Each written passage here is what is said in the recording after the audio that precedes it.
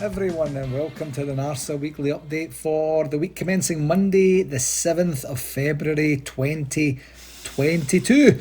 It's Gary here again, and well, what to say about this past week, eh? Man, oh man, what another roller coaster of a week for our team, and it's becoming an all too familiar scene for the team with another topsy-turvy, erratic way of just going about our business like it has been for the last wee while, certainly since the winter break. And until we get this out of our system, I'm afraid it's going to be very difficult for us to achieve our targets and goals for the season in terms of, hopefully winning 56. But I guess you never know. After Wednesday's absolute disastrous capitulation against the mob from the East End, I was saying to a few folks that Gio's job now has to be looking at every single game on its own merit as a standalone fixture and finding a way to win just that game with the players that he has at his disposal and just getting the job done. Forget almost everything else and look at the best and most likely way to win every single game. Take each game as a mini project and just rack up the points, because if we don't and we take our eye off the prize for a single second, we'll be in even more of their wake than we are right now. Unfortunately, we surrendered our lead atop the division when a few weeks ago we had a very healthy 6-point lead, and since the winter break we've taken 8 points from a possible 15, and our closest rivals are just doing what we did last season and churning out victory after victory after victory. So our erratic form has really cost us dearly, and it's so bloody frustrating to have to sit here week after week saying almost the same thing.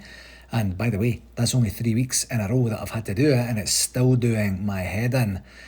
On a positive note, we did have a healthy turnout in Calgary here for Wednesday's Old Firm game with, I think it was almost 20 bears showing up, only to realise very quickly that we had all basically wasted our time, taking half days and making whatever other arrangements that we made to get to be there and enjoy it with the fellow bears.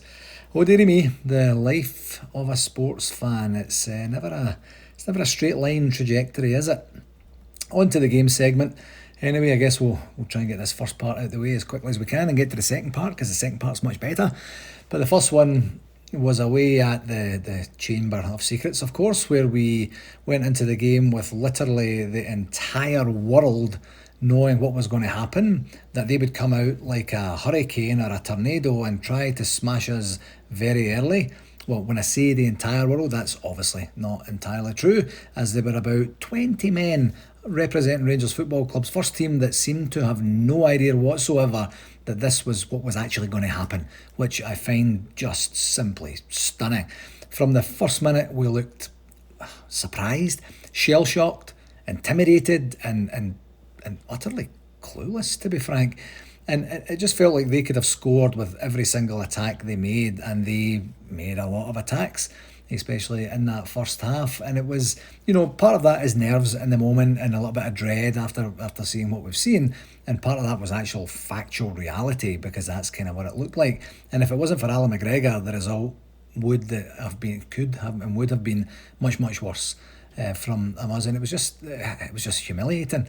Their first goal in 5 minutes was just pathetic, laced with a complete shambles of a decision, by the way, from referee Bobby Madden. The set piece comes in, there's a clash of heads or a head knock of some description between Calvin Bassey and Connor Goldson. I think I've mentioned a few times I don't watch the games back normally, and I certainly wouldn't watch a game back like that ever again. But back to the point, it doesn't matter if it's two players from the same side. A head knock is a flipping head knock. And the ref looks at it, he puts his whistle to his mouth, and then he just doesn't blow for it. The ball goes to the edge of the area, and Hatate has time to control it, to go for a bath, a massage, grab a rolling sausage, have a nap, and watch an episode of his favourite soap opera before hitting a pretty weak shot towards the goal that, even though it took a slight deflection, I thought it was wholly savable by McGregor. I did, and that's after just complimenting him, because it is true that the scoreline would have been awful if he wasn't playing. It was just a weak one. The referee then takes a bit of time to consult his assistant, then inexplicably just lets the goal stand. So let's count this for a second. A blatant missed call by the ref in not stopping the game for the head knock. 1. Hatate getting so much time to control the ball outside the area with absolutely no Rangers player making any effort whatsoever to close him down, 2. And then a pansy of a shot takes a slight deflection and kind of basically just trundles in to the net, 3.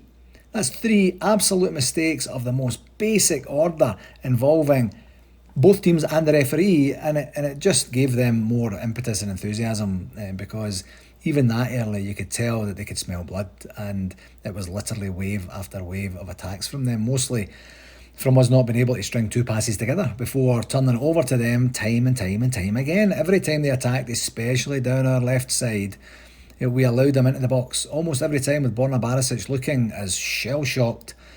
You know, I heard some people talking about it, and I agree, like as Fernando Rickson did on what I think was his Old Firm debut all those years ago. The difference is that Dick Advocate hauled Fernando off after about 20 minutes or so, and we continued just to plug away with Barisic for the entire half. Now, I'm a Barisic fan, 100% I am, and we know he's already proven he can handle the atmosphere and intensity of Old Firm games and other big matches as well, but the fella just had an absolute nightmare for us on Wednesday, and I'm definitely not in the camp of he should never ever play for us again or anything like that, but he needs to get his confidence up and he needs to get back to basics and start playing football the way we know he can. I know there's been a change in formation that doesn't have him doing the things that he was very, very good at, which was getting up the line and getting some world-class crosses in, but he's better than that.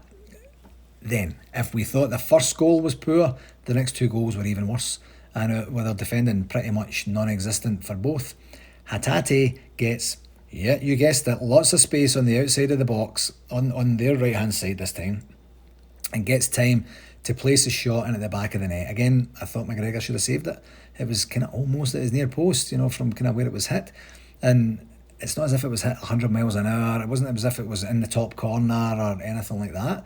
Maybe he saw it late, or maybe he was just as off as the rest of the team. I'm not 100% sure. The third goal comes just 2 minutes after the second goal and was just as disgusting, with an absolute comedy of error after error after error being made, culminating in Barisic just literally going to sleep as the ball comes across the area, and Abada strolls in for a tap-in, and Borna even goes down on his hunkers before the boy even got to the ball, because he knew what he did.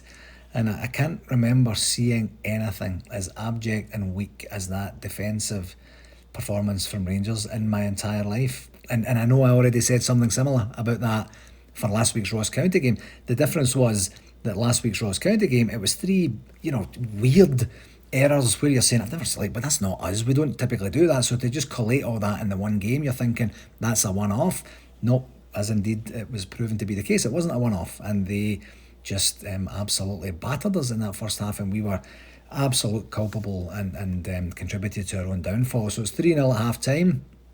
Fortunately, that's the way it stayed. We did improve very much in the second half by taking off some of the worst offenders and defender, and bringing on in particular Ryan Jack to control the midfield. He was absolutely terrific, and with Calvin Bassey moved to left back, we had a much more solid feel about us, certainly in defence.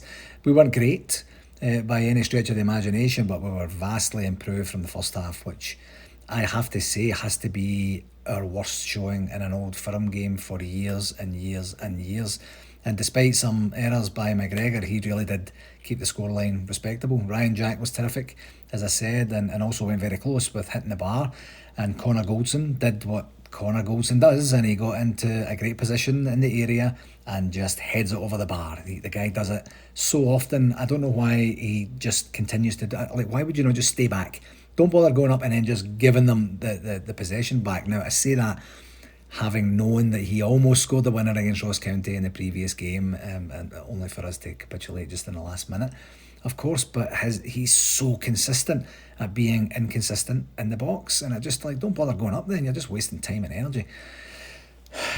Anyway, Ryan Kent, I think, had one of his worst games ever, but did constantly look for the ball the whole match, so he gets a wee bit of credit from me for that. And other than that, the rest of the team were just absolutely shocking, and of all nights to put their worst shifts in collectively for years, it was bloody embarrassing.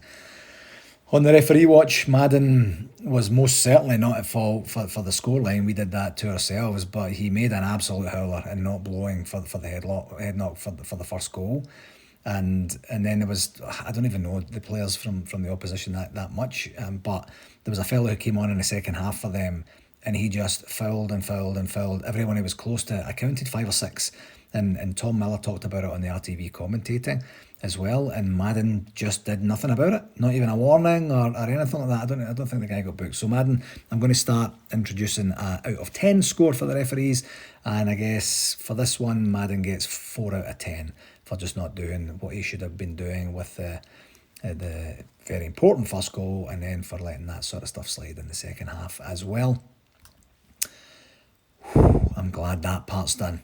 Our second game was yesterday's 5-0 demolition of Hearts, which was much, much, much better than anything we've seen since the winter break, certainly, and I think that's probably our best performance of the season. Actually, that has to be our best performance of the season by a country mile. To be honest, after the pain of Wednesday and then a wee bit of a hangover, a self-imposed hangover, after that subsided around about midday on Thursday, I just started to get a feeling that we were going to do something special against Hearts, and I was really pleased that it was against a team like Hearts as well, because we know how good they are, and the fact that they're not afraid to come and actually play against us, even at Ibrox as well. And I guess time is going to tell whether the Celtic game was a watershed for us in terms of being a catalyst for truly getting our finger out and pushing on to success this season. But Sunday's performance and result was definite proof that we are actually 100 times better than Wednesday's disastrous performance showed and demonstrated. The first half was absolutely brilliant from the very first minute, with pace and power and intensity all over the pitch and chance after chance created. That said, our only reward for a completely dominating performance was the opening goal from the returning Alfredo Morelos. And at half-time in such games, there's always that wee bit of lamenting of the fact that we haven't put the game to bed, mixed with a wee bit of enthusiasm that if we keep doing what we're doing, the goals will absolutely come.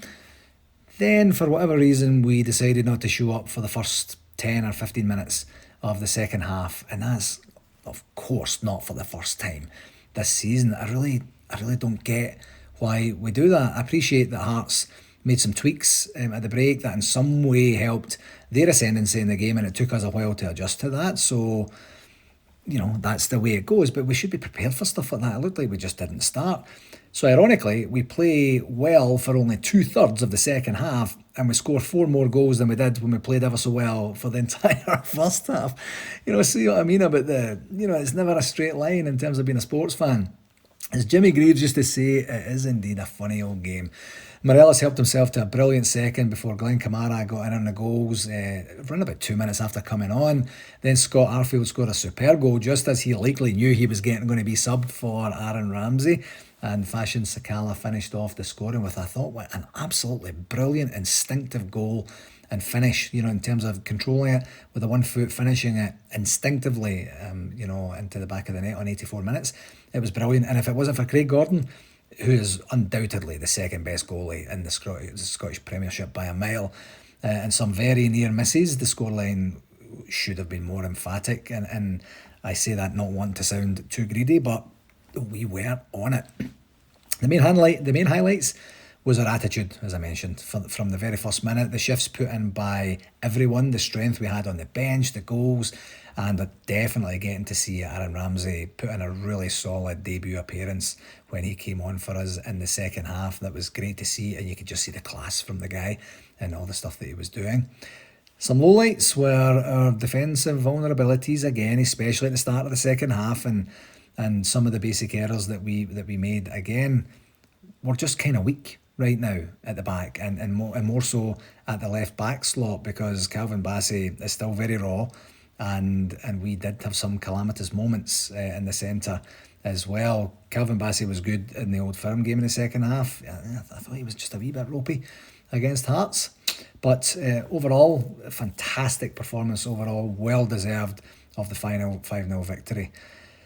The referee watch for this game, Willie Collum did almost everything right in the first half. He just wasn't a factor in the game at all. Let it flow. We were doing well. There was no nonsense. And then he did have a wee bit of a nonsense booking of Calvin Bassey. I have no idea what he thought he was seeing there to produce the yellow card for that foul.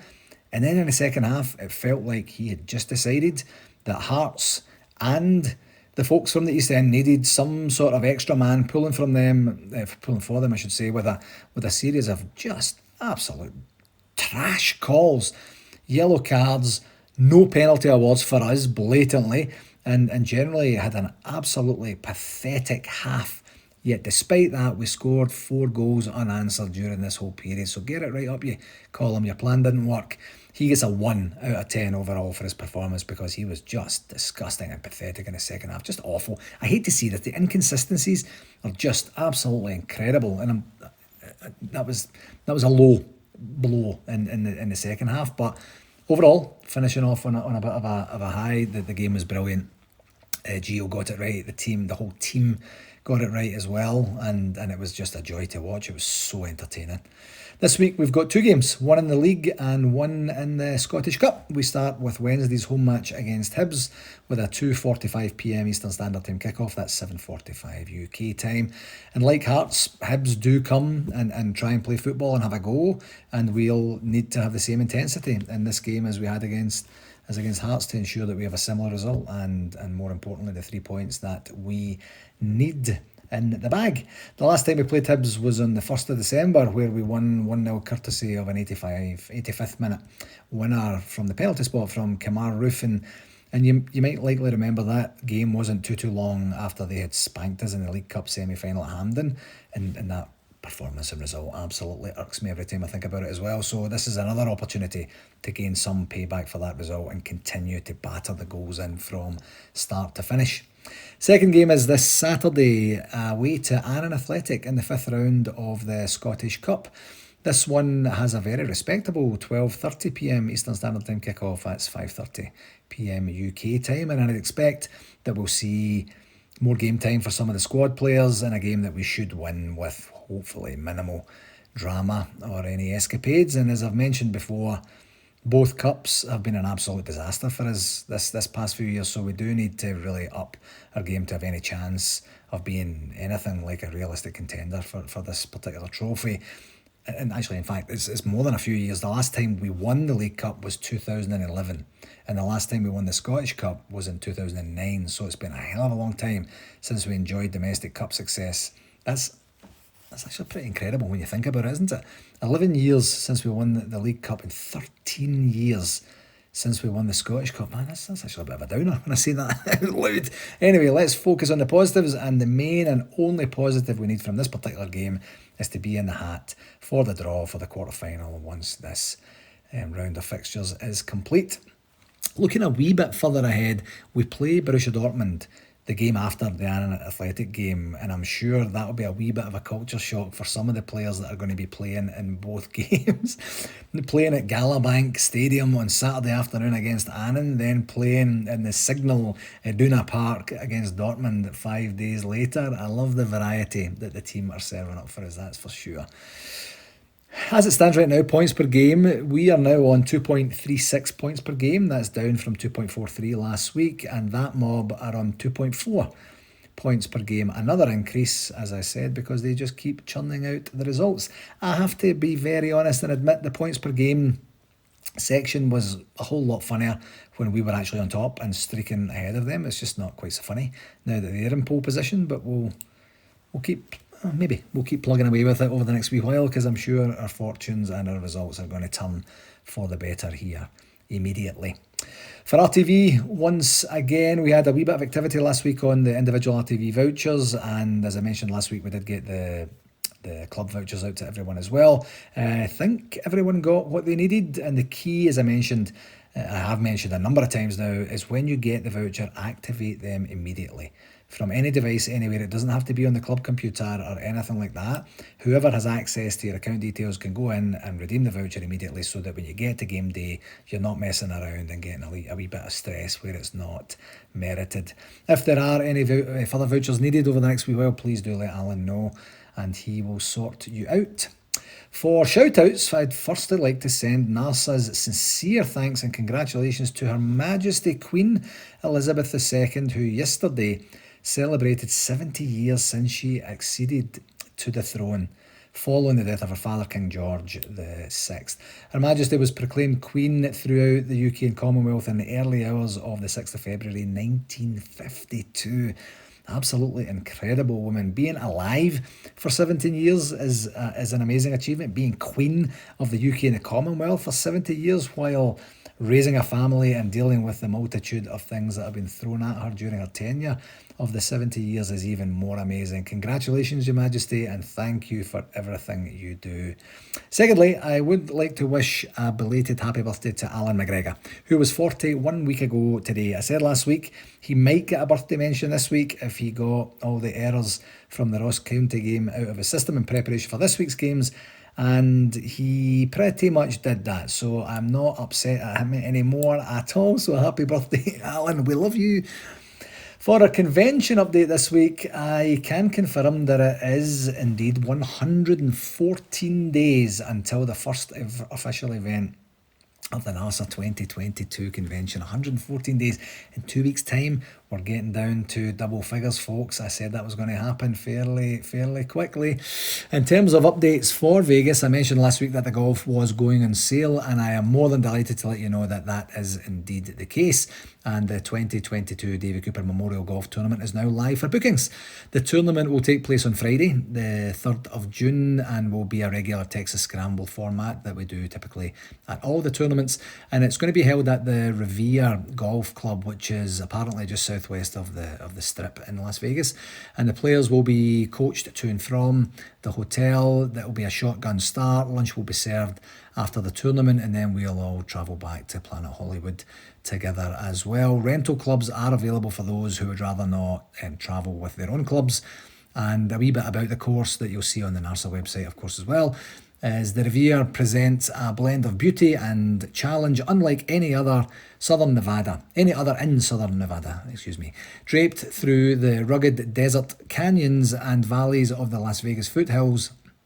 The Revere Golf Club offers unending, awe-inspiring views of the Las Vegas skyline and mountains beyond, and the Lexington's stunning 7,143-yard par 72 layout will test your shot-making capabilities with classic risk and reward scenarios. So the approximate timetable for the event is that the buses will be leaving around about 7 a.m. in the morning, an 8 a.m. shotgun start. Lunch will be in the noon hour at some point. The buses will leave to head back to the hotel around about 2 o'clock-ish, between 2 and 3, something like that. The costs is probably the most important thing to most of the people listening to this. They're all in US dollars, and if you are a golfer and you have your own clubs, it will be $155. If you want to rent clubs, then it's another $55 on top of the $155, taking it to $210. You see a theme with the costing here? I'm pretty sure you do. The golf tournaments are always a great day out, and I've already secured my spots for me and my dad Ronnie, and God willing he is able to make it over and come and play with us, as there's no way I'm going to be able to eat 2 lunches on the day. So let's make sure you get over here, Ronnie. I'll put the link in the blurb for tonight's pod, and would encourage you to get booking as quickly as you can so you avoid any disappointment. We only have 144 spots available for this, and we do expect it to sell out fairly quickly, so please get on that if you can. Now that the golf is out there, we'll turn more of our attentions to finalising the football situation as well. More to follow on that shortly, but I have to admit it's pretty exciting now, Bears. We're getting there with the events, and I'm getting really pumped up about this significant step in rounding off the events and getting a bit more of an understanding of what the itinerary looks like for people that are going to be getting involved in some of the excursions or events that are out there. Another regular plug for our convention frequently asked questions document. It's on the NARSA website. Please go there if you have any questions about the convention. I'm sure they'll be answered there. From other business, we did indeed host our winter general meeting after yesterday's Hearts game, and it was a good meeting. We had representation from, I think it was 13 or 14, maybe 15 clubs, something like that, which of course is round about, or maybe just a wee bit less than half of our clubs. And as I've said before, I'm not sure why clubs just refuse to attend and contribute to the management of our association's logistics and finances and other things that we discuss. But I guess that's just me. Anyway, we covered a lot of information from RTV through to our convention planning for both this and next year, onto our marketing and sponsorship activities and portfolio, and we did cover a wee bit on the communications director role too. The meeting was around about 90 minutes of spirited conversation and information sharing, and I hope all that attended got some material benefit from it. One great thing that we managed to work through was the motion from Bramalea, where we went through an initial vote with the attending clubs and it narrowly didn't pass. But not to be stopped there, however, we engaged in some very sensible alternatives and alternative solutioning as a group, as an entire group, and got to a workable and palatable compromise that didn't just see the spirit of what Bramalea were trying to do thrown out completely. We got to something that was palatable for everyone, and a genuine win-win. And the second vote was a unanimous vote by all clubs present as well. I'd like to just place on record thanks to David Borgen, the president of Bramalea, and his committee for firstly putting the proposal in, and then secondly for sticking with it through the ongoing conversations and negotiations. There's always an opportunity to take these conversations down a bit of a negative path, especially if you don't get what you're originally asking for. And I could not have been happier with the professionalism, the candour, the collectiveness that we all demonstrated working towards a common goal. That's just simply the Rangers way, isn't it? So we'll have the minutes of the meeting sorted here shortly, and they'll get distributed to all member clubs, and you'll see exactly what I'm talking about there in terms of what transpired at the meeting. But really enjoyed it, glad to get it out of the way, and we're now turning our attentions to planning, of course, for the AGM in Las Vegas. On the communications front for this week, pretty light this week, but I did want to start by talking about the Rangers Youth Development Company's latest donation to the Rangers Academy. The website article said the Rangers Youth Development Company has celebrated 20 years of unwavering support for the Rangers Academy by donating another £375,000 to the club's youth programme. That's an overall contribution of £9.5 million since 2002. Man, oh man. For the past 20 years, profits from RYDC products have gone towards youth development at Rangers, and despite a change in operations due to the COVID-19 pandemic, another phenomenal amount has been raised for the Academy. Annual contributions are raised from RYDC's portfolio of products, which include the Rangers Lotto, the Union Jack halftime draw, stadium bricks and scratch cards. And 2 decades of significant financial donations have really made a positive impact to the day-to-day operations at the training ground. I'd really encourage you, the article's quite long actually, I'd really encourage you to go and take a look at it. There's a ton more information in there, giving an idea of literally how the fans' generosity is materially turned around to contribute to the absolute success of the club. It talks about Billy Gilmore, it talks about Nathan Patterson, it talks about the other bits and pieces that the club are doing in terms of support of the academy institution that we have. It's amazing to all see it pieced together, it really is, and please take a peek at that. Just incredible work by Colin Stewart and his team over there. Just £375,000 in a pandemic. What an amazing bunch we are. And lastly, on the Rangers front, Rangers announced that they are entering into the second year of their partnership with the Universal Centre of Sport. And the article said, Rangers Football Club and the Universal Centre of Sport are preparing to head into the second year of their unique partnership, offering higher education at Ibrox Stadium. The BSc Sports Coaching Programme, the Bachelor of Science Sports Coaching Programme, is the first of its kind in Scotland to offer university-age provision via USC lectures, with Rangers providing additional industry work experience across areas such as coaching, scouting, match analysis, and life as a player or athlete. Applications are open for the next year of students who will begin studying in September 2022. And it goes on just to explain a wee bit more about that. If you happen to be on LinkedIn, you'll see that today Rangers shared a really good, around about 3 minutes, maybe just a wee bit more than 3 minute video promoting this course, including interviews with key personnel from the club and from the USC, of course, and some of the existing students as well. And it's just another, for me, another novel avenue the club are involved in, just to add more of a value proposition for our fans, more value proposition for the community, and just to give back to the sport as well. I just love that sort of stuff. I'll put a link to the article in the blurb as well. You could go check the rest of that out too. Finally, I haven't forgot about the Zenith Coins competition. I promise I haven't. We'll try and do it next week. This week was all about the general meeting preparation and the golf, but we have a wee bit of respite now, so we'll try and get on the Zenith stuff this week. I promise we will not forget about you folks. So that will do it for this week, my friends. 2 more big important games for us this week, and we need to build on Sunday's masterclass. That was absolutely tremendous, and continue with the exact same attitude and application from now until the end of the season, as I said. As always, thank you so much for taking the time to listen, and please do share it with whomever you think might enjoy it. And until next week, please do take care. All the very best. And here's to 3 points and a cup victory this week. Cheerio.